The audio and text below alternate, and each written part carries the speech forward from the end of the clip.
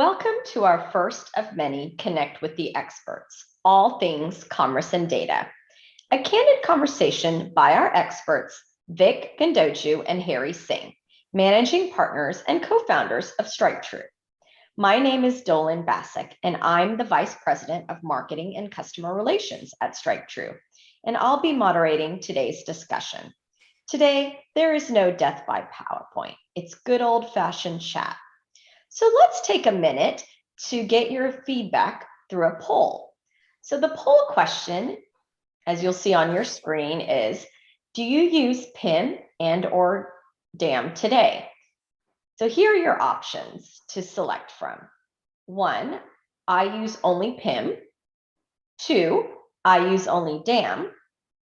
3, I use both. 4, I don't use either. And the last one, I don't know. So please take a minute to select the response applicable to you. All right. Samad, if you wouldn't mind sharing the results of what we have from the poll. So there you go, folks. So it looks like we have a good combination of some that use one and some that use the other, and actually some that use both, and others that may be exploring and come to a conclusion after a conversation. So thank you for your participation in that. Let's close that off and continue the conversation. So you may be wondering what we mean by our title, Double Down on E-commerce Growth. So by the end of the conversation, hopefully you'll get your answer. So a little bit of background, as you may hear, Forrester defines the integration of PIM and DAM solutions as the power couple for successful content strategy, marrying the authoritative product data with timely digital assets for highly targeted marketing content represents a huge opportunity for successful sales growth. Today, we'll discuss some of the challenges, some key benefits of PIM-DAM integration, and more, and how they truly are the power couple complementing each other.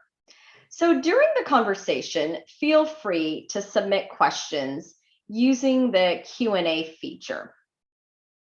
So first, before we start off our first question, let's do quick intros.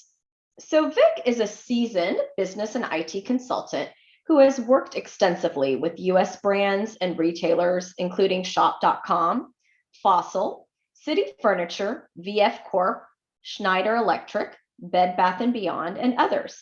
He works with e-commerce and IT managers, marketers, merchandisers, and specializes in delivering data and commerce services. Outside of Vic, he enjoys nature documentaries and plays racquetball. Harry is an industry veteran with more than 25 years of IT and business experience. His interests include solving data and e-commerce challenges for brands and retailers, leveraging his solution architecture, delivery, and product development experience. In his spare time, Harry likes the outdoors, hiking, fishing, and reading. Welcome to the conversation, Vic and Harry. Thank you. Thank you, Dolan. Thank you. So the first question is for you, Vic. Based on your experience, can you tell us how e-commerce product is typically managed today? Sure, Dolan. Product data is managed in a few different ways. That's what we've seen. It's often managed in multiple systems in a fragmented fashion, in spreadsheets, ERP systems, PLM systems, e-commerce systems, and also sometimes homegrown systems. So we see a lot of manual and duplicated efforts that are used to create and publish product data. The same data is rekeyed from one system into another in many cases. And in some cases, those data flows are automated, but the business users typically don't have enough visibility or control over those data flows. Another use case for product data management is synchronizing data with the sales channels, specifically the e-commerce website. That's largely a manual task involving Excel import, export, and copy-paste operations. And that task may be repeated multiple times, once per language that you're selling in, once per channel that you're selling on. And as I mentioned before, sometimes data integrations are in place, but we find that they're often not supported properly. Workarounds are put in place to deal with issues, and enhancements are, unfortunately postponed, indefinitely in many cases. Another common use case is sharing data within the company, with other departments, and also outside the company. And whenever there's a request for sharing data, we've seen that oftentimes it becomes a project. Somebody's assigned to collect the data manually from multiple sources, align those, prepare those, and then share it. And all of this could take weeks instead of minutes or a day or so. Another common use case, again, is sharing data with your search and shopping channels.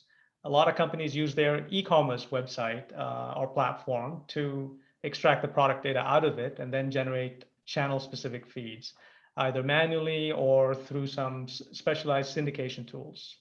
And even when those syndication tools are used, there can still be a lot of manual effort involved in optimizing the various feeds and delivering those to the channels.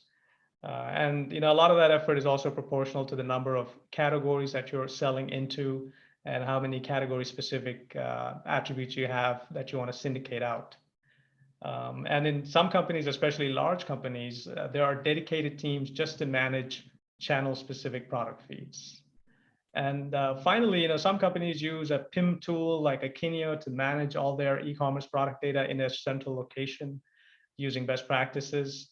Having said that, the level of data automation and the integration between a PIM and other enterprise systems, it varies from company to company at any given point in time. So I hope that gave you an idea of how we see companies managing product data today. Yeah, there sounds like there's like a variety of ways to manage the commerce product data. So in addition to that, thanks, Vic, we're curious, how are the digital assets being managed today? Digital assets, specifically product images and videos and product sheets, they're typically managed using separate systems and processes. We see them being stored on network drives or local laptops and cloud storage systems like Box and S3 and so on. Sometimes we even see them managed in an ERP system, and in some cases, they're managed in a DAM system like a Media Valet or a Widen. And there's a lot of steps involved in managing the assets, right?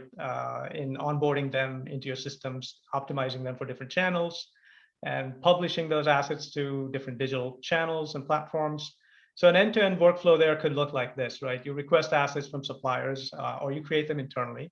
You store and organize them, then you have to rename, resize, change resolution and other kinds of transformations, generate channel-specific derivatives and things like that.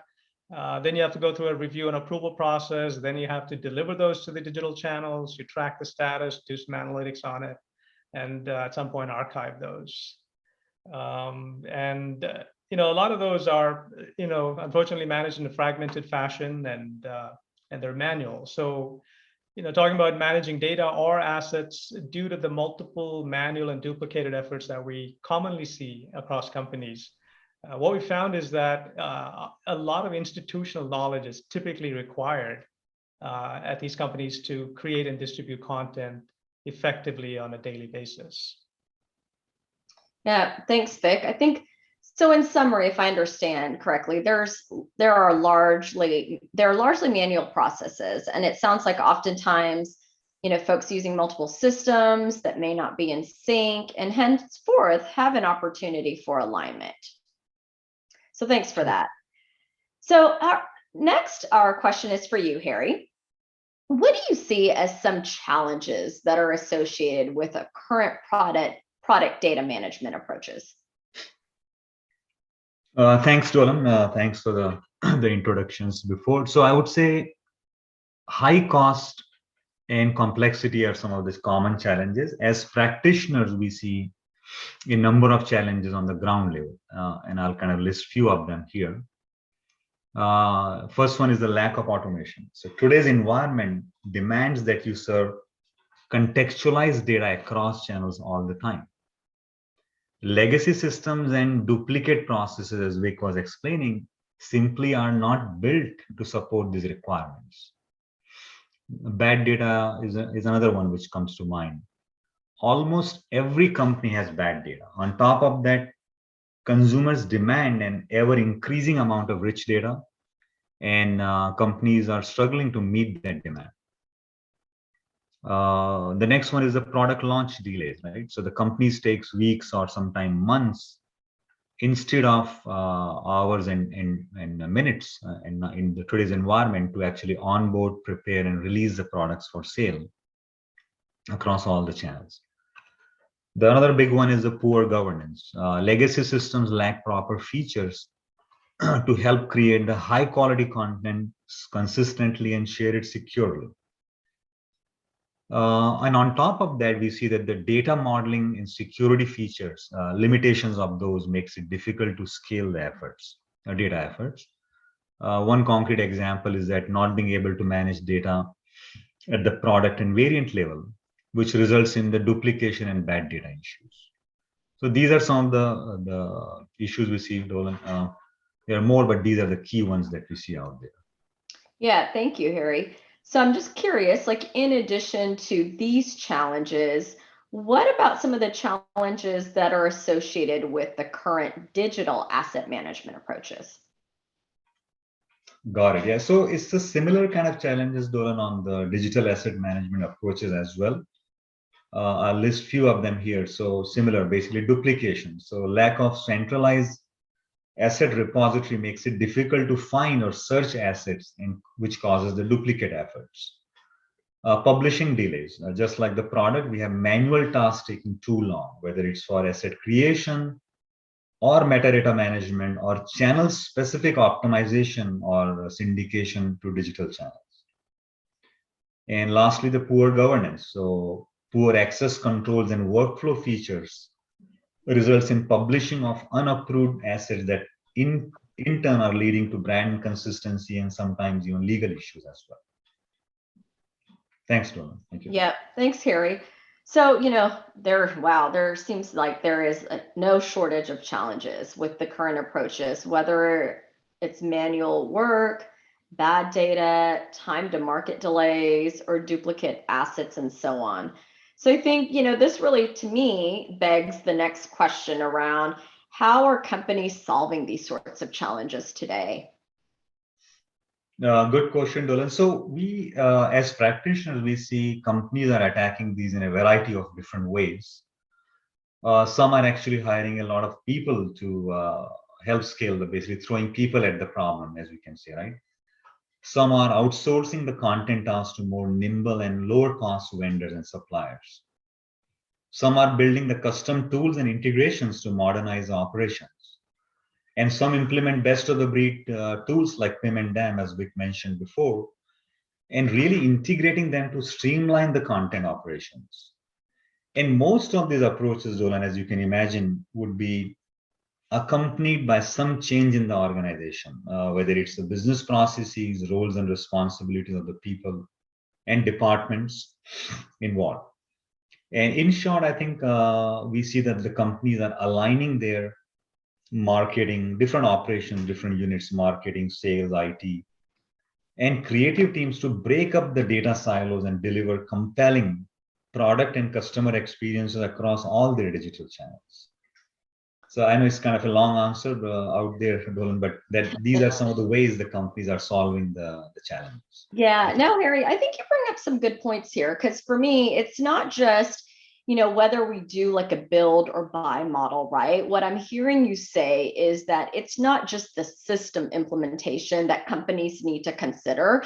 It's also the processes. It's also what we would say the change management or the organizational side of making sure there's buy-in, there's appropriate training and support and usability of it. So all these things, I think, play into success. So thank you for that. All right, so Vic, back to you. So Vic, why do store owners need PIM and DAM when they could be solving these challenges in other ways? As mentioned before, why should they integrate them? Another good question, Dolan. So as we know, customers are surging to digital channels to find products, to research them and buy them. And especially, in a post-COVID environment. And these channels that people are shopping on include not only your e-commerce websites, but they could be in-store kiosks, social selling channels, marketplaces, and search and social media, etc. Right? So yes, companies can throw more people and money to serve that growing demand on those channels. But there's limits to how quickly or how much you can scale operations and improve your data quality using the same old legacy tools and processes. So I don't think a lot of companies have a choice. They have to quickly resolve their core technology and data issues to survive and grow. The tech stack must be modernized, the processes streamlined, their tasks, especially the routine and mundane tasks, automated, and data sharing must be simplified, right? These are, in fact, the best practices that leading companies are using to execute winning e-commerce strategies out there.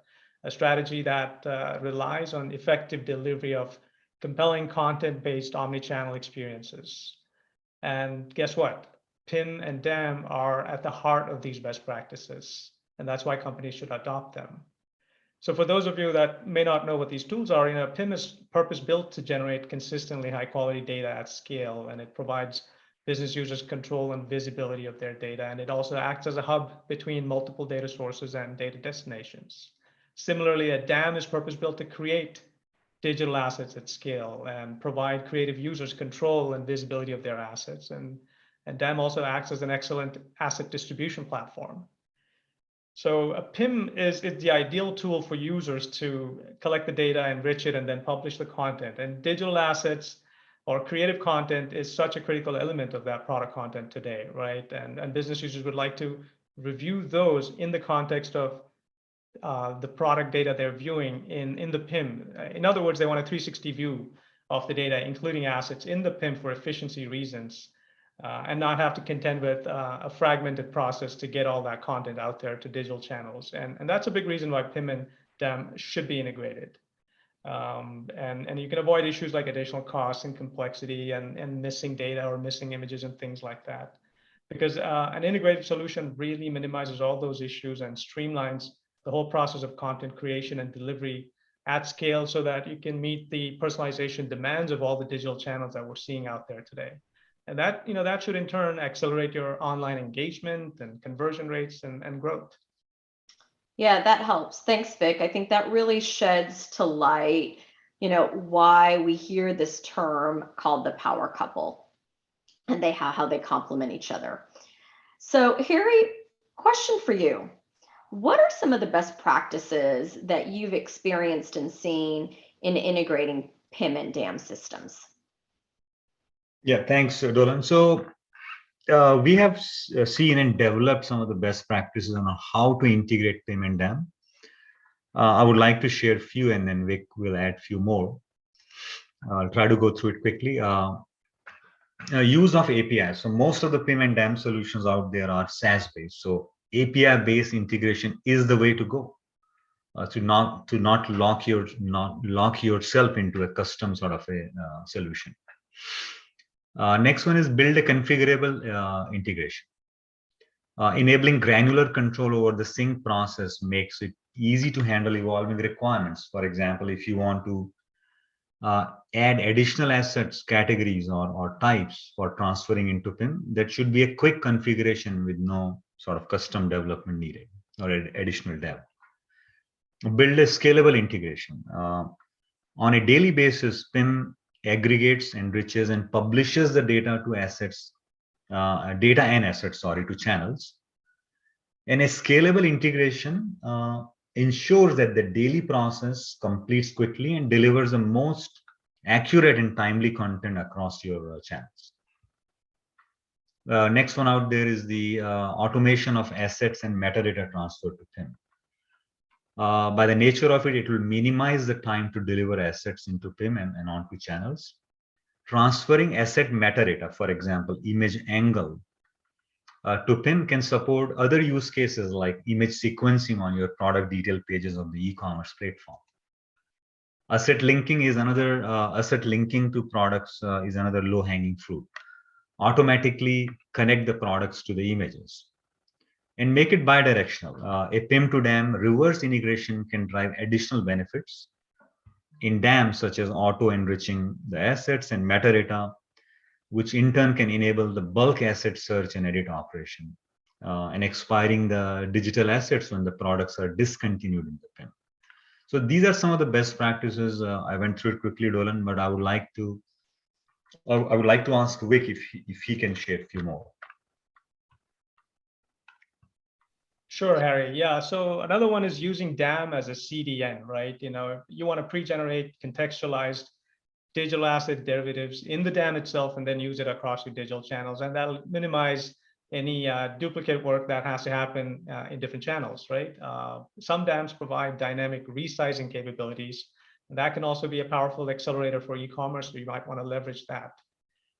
You want to be able to transfer not just URLs to PIM and onto your channels, but also files, because some of your downstream systems may actually require the JPEGs instead of a URL.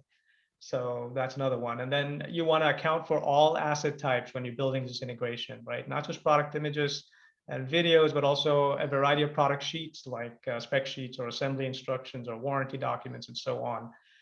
You should go through the discipline of forcing the company to consolidate all those product assets in the DAM, and then the integration takes care of transferring all of those types into a PIM and onto the channels. You also want to do optimization tasks at the source itself, whether it's changing file names or assigning asset types or renaming them or resizing them, changing resolution, anything that might be required downstream. You can handle them upstream if possible. And then this is an operational system. So on a daily basis, I think generate reports like a daily sync report or a change report or alert as part of the integration can help the users be more productive. All right, thanks so much, Vic and Harry, for that one. So now, folks, let's open it up to questions. Like we mentioned earlier, feel free to type in any questions on your mind in our Q&A feature, and we'll go through some of that. We actually do have one that has come up. So this is a question, I would say, Vic, for you. So the question is, where is the inflection point when a DAM is needed because the business has outgrown the capabilities of a PIM? Yeah, it's a good question. We often get that question, do we need a DAM? Or in some cases, do we need a PIM? So, specifically about this question, we have to remember that a PIM stores only finished assets ready to be published, right? It doesn't quite help you with much of your end-to-end asset workflow, specifically the process of ideation, the review and approval, the transformation, and then the distribution and tracking and archival. Distribution, PIM can help with that, but the other aspects of the asset workflows, PIM is not there helping you with that. So if as a company you're using PIM also as a DAM, because they do have some DAM features, if you're at a point where it is painful to execute all these asset workflows and you're falling behind in creating and delivering creative content to your digital channels and to your sales and marketing teams, it is time to think of a DAM, right? If your current asset workflows are largely manual and fragmented and not self-service oriented, and that's resulting in process bottlenecks and rework and duplicate assets, again, it's time to think of a DAM. So in summary, compared with a PIM, a DAM provides more powerful asset search, bulk edit, storage and distribution, security, workflow, transformation, and other capabilities that can help scale your efforts. Hey, Vic, just a related question has come in from one of the Louisa, actually. So what are your thoughts on integrated DAM? So essentially, many DAM solution or PIM solution comes with a DAM inbuilt. So maybe I think in the continuation, either you can, would you like to answer? I think okay, got it. Sure. Yeah. I think there is a bleed there that's happening. PIM solutions for the longest time tried to provide DAM capabilities, and they keep moving further and further into that territory. And then lately, we're seeing a trend where DAM solutions are starting to add PIM capabilities, right? But it's fair to say that both of them have their place. There is some intersection, but I wouldn't say we've seen a system that's both the PIM and an effective DAM, right? But really, you have to look at your needs and then look at the capabilities of the tools and see if your current needs are met by one of those tools, and it could be a stepping stone. And then as your needs evolve, you may have to re-platform and bring in the other tool, right? That's how I would approach it, right? Based on your current and near-term needs, you can make a call and then evolve from there. But if you want to future-proof your business, then you probably want to look at your long-term needs and then make a decision based on that. And that might look like two different solutions integrated using best practices. Yeah, and we got just add one quick minute there is that we had a client which actually was using a PIM with a integrated DAM, or what we used to call PAM, product asset manager, but they outgrew that particular capability and they ended up implementing another DAM which was integrated with the PIM. So it's like really comes down to what are your enterprise needs for the digital assets, and would that joint combo solution is solving, or you really need a mature DAM solution. So that's really just wanted to give a perspective on what people are actually doing on that front. Yeah, that's a good point, Harry. I mean, I think a decision like this depends on other factors also, right? How much improvement do you want? How much change are you willing to absorb? What kind of a budget do you have? What are your plans? So a lot of those factors come into play, and the decisions often are based on that. But the good news about modern solutions like PIM and DAM is that you don't have to feel like you're locked in, right? You could certainly start somewhere and move up. It's better than managing using manual and duplicated processes as we see commonly out there. Great. Any other questions, folks? Yeah, I think Dolan, we see one more. Okay, let's see. One of the challenges historically has been the distribution of assets when the DAM is a separate solution. So I know it's a statement. I don't know if you can shed some light, Harry and Vic, around what's being said here. Yeah. So the big view. Yeah, sure. I think okay. If distribution of assets is a challenge, yeah, I'm not exactly sure what the challenge might be here, but what we are seeing is that a lot of the e-commerce platforms now accept a URL, right? Instead of transferring a file over to them, you can just send a URL that a DAM could be providing, right? A best practice DAM should operate like a CDN, content delivery network, and it should give you embed links and share links.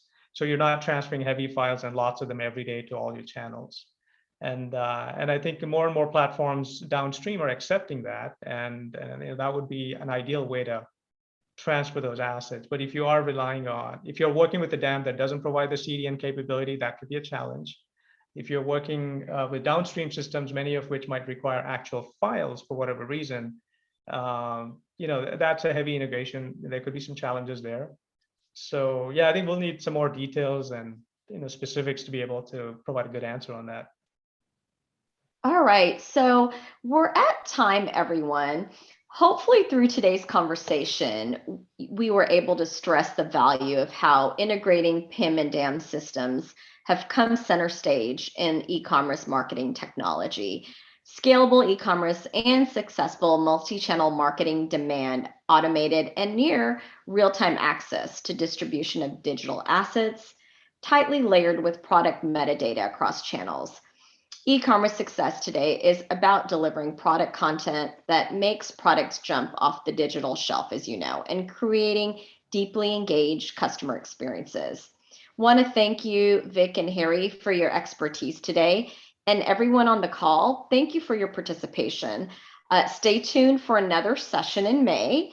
And please subscribe to StrikeTru to get the latest news and information about offerings such as this one and others. We ask that you take a few minutes to complete a brief survey. Once we end the webinar, the survey will pop up.